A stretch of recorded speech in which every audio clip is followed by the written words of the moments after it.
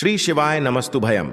हर हर महादेव। दोस्तों, आप सभी लोग जानते हैं कि 5 अगस्त 2024 को पड़ रही है सोमवार। दोस्तों, यह जो सोमवार है श्रावण महीने में पड़ने वाला सबसे बड़ा सोमवार है, क्योंकि आषाढ़ महीने के बाद सावन का पहला सोमवार पड़ रहा है, जिसका बहुत ही बड़ा और विशेष महत्व होता है। और ऐसा दिन पूरे साल में सिर्फ एक ही बार आता है।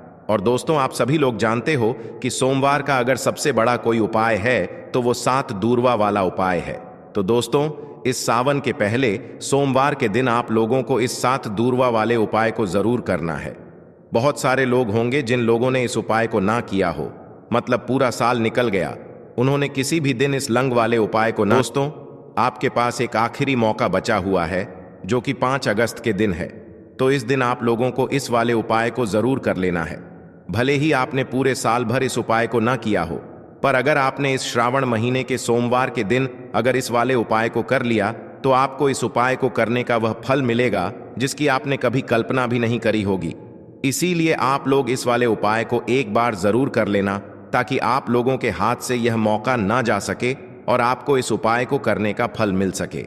दोस्तों, यह उपाय पंडित जी ने अपनी अभी की ही शिव महापुराण की कथा में बताया है, जिस उपाय को आज हम आपको बहुत अच्छे से समझाने वाले हैं। इस वीडियो को देखने के बाद इस उपाय को समझने के लिए आपको कोई और वीडियो को देखने की जरूरत नहीं पड़ेगी।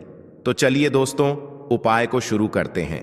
देखिए, यह इस श्रावण महीने के सोमवार के दिन यह इतना खास होता है, इतना महत्वपूर्ण होता है। देखा है, कभी कभी बड़े बड़े पूजा पाठ अनुष्ठान से जो मनोकामना पूर्ण नहीं होते, वह श्रावण महीने के दिन एक छोटे से उपाय करने से आपकी मनोकामना पूर्ण हो जाती है। और बहुत सारे लोगों ने इस उपाय को किया भी है और उनको इस उपाय को करने का फल भी जरूर मिला है। अगर आप लोग भी इस उपाय को करना चाहते हैं तो आप इस उपाय को पहले अच्छे से समझ लेना, सुन लेना, उसके बाद करना। आपको इस उपाय का फल जरूर मिलेगा। और इस उपाय को कर लेने से आपके घर में चाहे किसी भी प्रकार की दुख और समस्या क्यों ना चल रही हो, आपको उसका कारण भी नहीं पता है कि भाई यह समस्या किस कारण से चल रही है, उसका कुछ भी कारण हो सकता है, जैसे पितृदोष हो सकता है या किसी भी तरह का मंगल दोष भी हो सकता है। तो इस दिन आप लोगों को यह वाला उपाय कर लेना है। यह एक ऐसा उपाय है जिस उपाय को अगर किसी विशेष दिन पर किया जाए तो भाई उस विशेष दिन का जो है वह तो हमें मिलता ही मिलता है, पर हमने उस दिन पर इस उपाय को किया है तो हमें उससे भी बड़ा फल मिलता है, और फल बहुत जल्दी मिलता है, क्योंकि आप इस उपाय को बहुत ही बड़े और विशेष दिन पर कर रहे हो। तो चलिए अब उपाय के बारे में बात करते हैं। लेकिन उससे पहले आप लोगों को यह जानना आवश्यक है कि आखिर यह उपाय किस समय करना है, किसको करना है और कैसे करना है। तो चलिए हम आगे आपको वीडियो में एक एक करके बता देते हैं। तो दोस्तों, इस 7 दूर्वा वाले उपाय को हमें इस सोमवार के दिन कैसे करना है, किसको करना है, किस समय करना है और कहां पर करना है, यह सारे सवालों के जवाब आपको इस वीडियो में मिल जाएंगे। और जो विशेष महत्व होता है, और जब बात आ जाए 7 दूर्वा की, तो यह सोने पर सुहागा वाली बात हो जाती है, और यह एक बहुत ही बड़ा उपाय हो जाता है इस सोमवार का।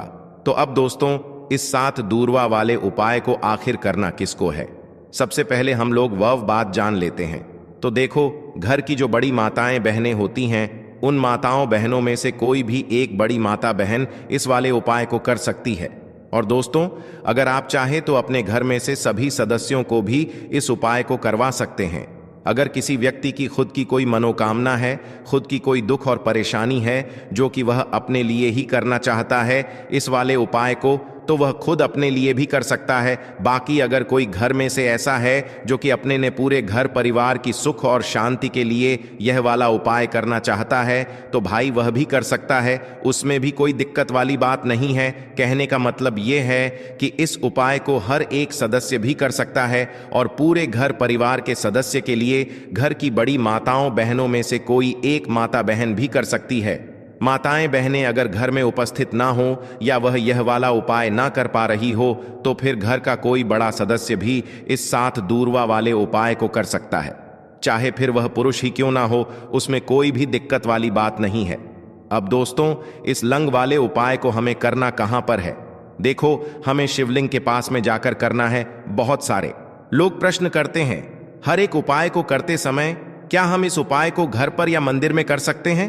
देखो, तो इस वाले उपाय को आप मंदिर में करोगे तो अच्छा रहेगा, घर पर नहीं करना है इस वाले उपाय को।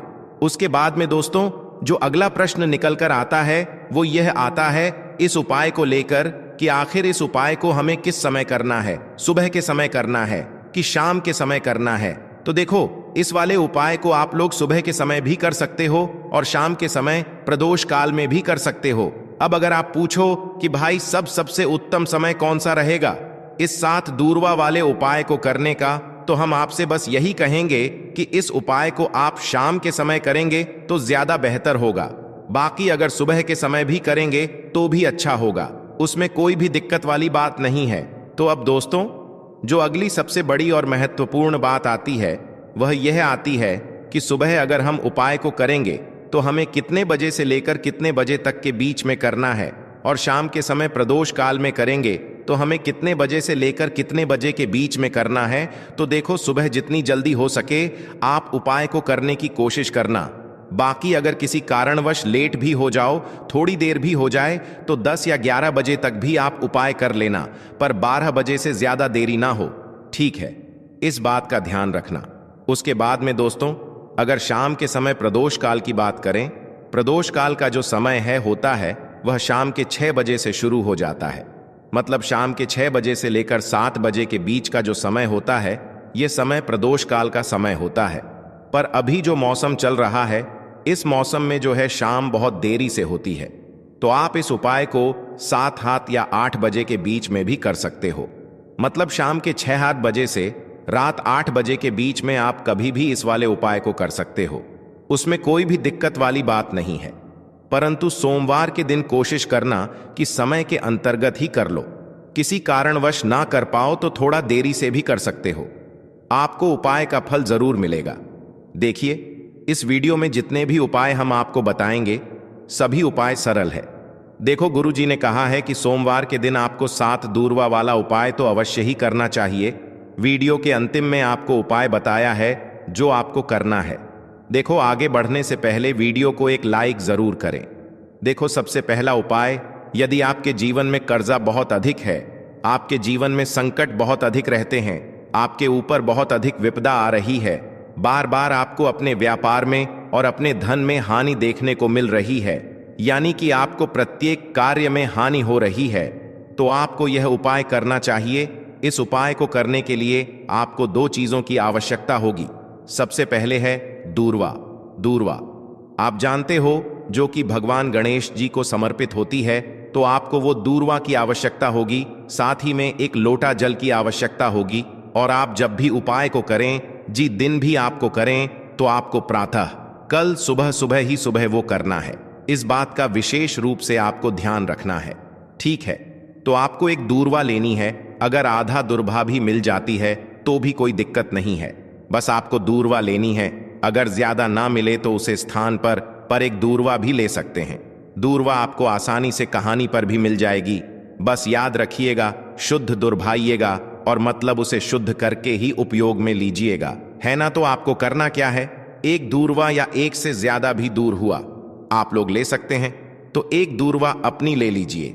एक दूर्वा के साथ में आप एक लोटा जल ले लीजिए और इन दोनों ही चीजों को लेकर शिवाजी के मंदिर पहुंच जाइए। शिवाजी के मंदिर पहुंचकर सबसे पहले आप शिवाजी के पास में बैठ जाइए। शिवाजी के पास में बैठने के बाद जो शिवाजी की शिवलिंग होगी, शिवलिंग की ऊपर सबसे पहले आपको यह दुर्भाग्य को समर्पित करना है। दूरभाग को कुछ इस प्रकार से समर्पित करना है कि जो दूर्वा की दांडी का मुख होगा वो जलधारी की तरफ हो, जहां से जल नीचे करता है ना? और जो दूर्वा का मिला हुआ भाग होगा वो अपने आप शिवाजी के पीछे की तरफ हो जाएगा, ठीक है? तो इस प्रकार से यह दुर्भा का यह दूर्वा आपको भगवान शिवाजी की शिवलिंग के ऊपर समर्पित करनी है। और जो एक लोटा जल आप अपने साथ लेकर आए हैं, इसी दूर्वा के ऊपर भगवान शिवाजी की शिवलिंग के ऊपर एक धारा से आपको समर्पित कर देना है, ठीक है? अब यहां पर देखने बात यह है कि यह उपाय इस व्यक्ति को करना है। जी, व्यक्ति की नौकरी ऐन गए रही हो, जो व्यक्ति परीक्षा में पास होना चाहता हो, तो इस व्यक्ति को अपने हाथों से इस उपाय करना है, तभी उपाय कम करेगा, ठीक है? इस उपाय को करने के बाद आपको 3 महीने उपाय आपको कब तक करना है? जब तक कि आपकी नौकरी ना जाए। जब तक आप इस उपाय को नियम के साथ करो, आपकी नौकरी जरूर लगेगी। अब बात करते हैं दूसरे उपाय के बारे में। तो देखिए, दूसरे उपाय जो है, देखिए, इस उपाय के लिए आपको मात्र एक लौंग का जोड़ा लेना है, यानी कि 2 फूल वाली लौंग लेनी है। साथ में आपको मात्र थोड़ा सा शहद लेना होगा और इसी के साथ में आपको तांबे के पात्र के अंदर शुद्ध जल लेना होगा। अब देखिए, इन सभी सामग्रियों को लेकर के आपको भगवान शिव के मंदिर में पहुंच जाना है। देखें, ये उपाय आप सुबह से लेकर शाम तक कर सकते हैं। तो वह सबसे पहले तो आपके पास जो 2 फूल वाली लौंग हैं, उन्हें आपको शहद के अंदर अच्छे से डुबो है, यानी कि दोनों लौंग पर आपको अच्छे से शहद का लेपन कर देना है। अब आपको जो आपके पास एक लोटा जल है, सबसे पहले तो उसे शिवलिंग पर धीरे धीरे समर्पित करना है और श्री शिवाय नमस्तुभयम इसका जाप करते हुए समर्पित कर देना है। अब आपके पास जो 2 फूल वाली लौंग है, शहद से उसे आपको शिवलिंग पर अर्पित करना है और आपको प्रार्थना करनी है कि जीवन में जो रोग की स्थिति है वह समाप्त हो, जीवन के जो संकट और समस्याएं हैं वह सभी समाप्त हो, जीवन से जो कर्ज की समस्या है वह समाप्त हो। इस प्रकार से प्रार्थना करते हुए यह जो 2 फूल वाली लौंग ही शहद संयुक्त, इससे आपको शिवलिंग पर अर्पित कर देनी है। आपकी जो भी समस्या होगी इस सोमवार के दिन अवश्य ही समाप्त हो जाएगी। तो इस प्रकार से आपको पहला उपाय करना है। अब हम बात कर लेते हैं दूसरे उपाय के बारे में। देखो, यह उपाय आपके लिए सर्वश्रेष्ठ होने वाला है। देखिए, इस उपाय के लिए आपको मात्र 5 हरे मूंग के दाने आपको साबुत लेने हैं, खंडित नहीं होने चाहिए। इस बात का ध्यान रखें। और इसी के साथ मैं आपको एक तांबे के पात्र के अंदर अपने घर से शुद्ध जल ले लेना है। अब दोस्तों, इन सभी सामग्रियों को लेकर के आपको सीधे पहुंच जाना है भगवान शिव के मंदिर में। देखिए, इस उपाय को भी आप सुबह भी कर सकते हैं और शाम के समय में भी कर सकते हैं। देखिए, भगवान शिव के मंदिर में पहुंचने के बाद आपके पास जो 5 हरे मूंग हैं, उनमें से पहला जो हरा मूंग है, आपको शिवलिंग के सामने जो नंदी महाराज होते हैं और उनका जो पैर उठा हुआ होता है, वहां पर आपको पहला हरा मूंग समर्पित कर देना है और आपको ओम नमः शिवाय इसका जाप कर लेना है। फिर आपको दूसरा हरा मूंग लेना है और शिवलिंग पर जो श्री गणेश जी वाला स्थान होता है, वहां पर आपको यह दूसरा हरा मूंग समर्पित कर देना है, यानी कि शिवलिंग के सीधे तरफ आपको यह दूसरा हरा मूंग समर्पित करना है और फिर आपको ओम नमः शिवाय या फिर श्री गणेशाय नम इसका जाप कर लेना है। तीसरा, हरा मूंग का दान आपको भगवान शिव की सबसे प्रिय पुत्री माता अशोक सुंदरी वाले स्थान पर समर्पित करना होगा। शिव की जो जलाधारी होती है, जहां से जल बहकर के आता है, उसी जलाधारी के बीच में जो कहीं कहीं उठी हुई लाइन होती है सांप की आकृति के रूप में, वहीं पर आपको तीसरा हरा मूंग समर्पित करना है और फिर आपको ओम नमः शिवाय इसका जाप कर लेना है। अब दोस्तों, चौथा जो हरा मूंग है, उसे आपको भगवान कार्तिकेय जी का जो स्थान होता है शिवलिंग पर, वहां पर आपको यह चौथा हरा मूंग का दाना समर्पित कर देना है और आपको ओम नमः शिवाय इसका जाप कर लेना है।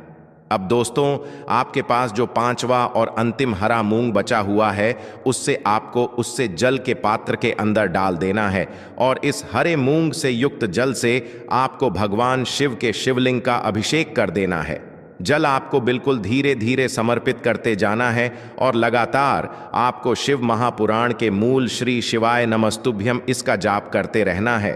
फिर आपको शिवलिंग के सामने बैठकर, यदि आप अपने बच्चों के लिए यह उपाय कर रहे हैं, यदि आप अपने बच्चों की बुद्धि ज्ञान और विवेक के लिए उपाय कर रहे हैं, तो उसके लिए आपको प्रार्थना कर लेनी है। या फिर व्यापार में वृद्धि करने के लिए यह उपाय कर रहे हैं, तो उसकी कामना करते हुए आपको प्रार्थना कर लेनी है। या फिर अपनी नौकरी के लिए कर रहे हैं, या फिर अपने इंटरव्यू के लिए, या फिर धन की प्राप्ति के लिए कर रहे हैं, जिस भी कामना के लिए आप उपाय कर रहे हैं, उसे परिपूर्ण करने के लिए आपको महादेव से प्रार्थना कर लेनी है और फिर आपको वापस अपने घर आ जाना है।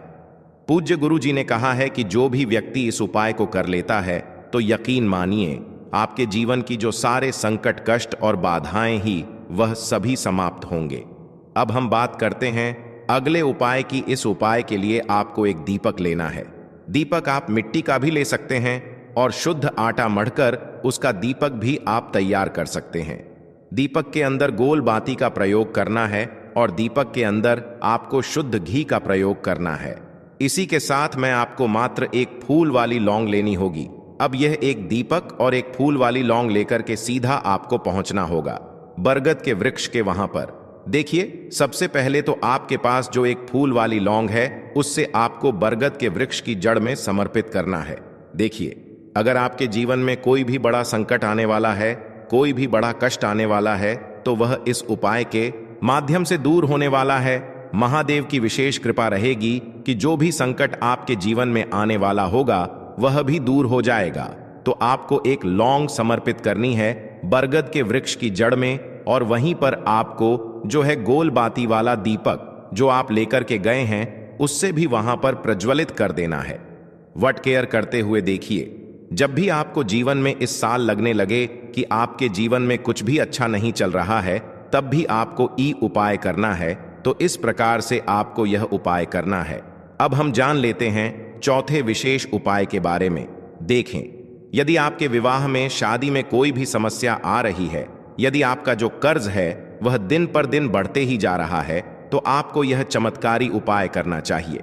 कोई भी समस्या अगर जीवन में है तो उसे दूर करने के लिए आपको ई उपाय करना चाहिए। मंगल दोष से जुड़ी हुई समस्या भी है, तब भी आपको यह उपाय करना चाहिए। देखिए, इस उपाय के लिए आपको एक तांबे के पात्र के अंदर अपने घर से शुद्ध जल लेना है, और इसी के साथ में आपको एक छुटकी लाल चंदन लेना होगा। अब आपको क्या करना है कि जो लाल चंदन आपने लिया है उसे आपको उससे जल के पात्र के अंदर डाल देना है, और यह जल्द जो है आपको लाल चंदन से युक्त तैयार कर लेना है। और यह लाल चंदन से युक्त जल आपको भगवान शिव के मंदिर में लेकर के पहुंचना है। लेकिन यह उपाय भी आप सुबह से लेकर के शाम तक कर सकते हैं। अब दोस्तों, यह जो लाल चंदन से युक्त जल है, इससे आपको भगवान शिव के शिवलिंग पर धीरे धीरे अर्पित कर देना है, और आपको लगातार श्री शिवाय नमस्तुभ्यम इसका जाप करते रहना है।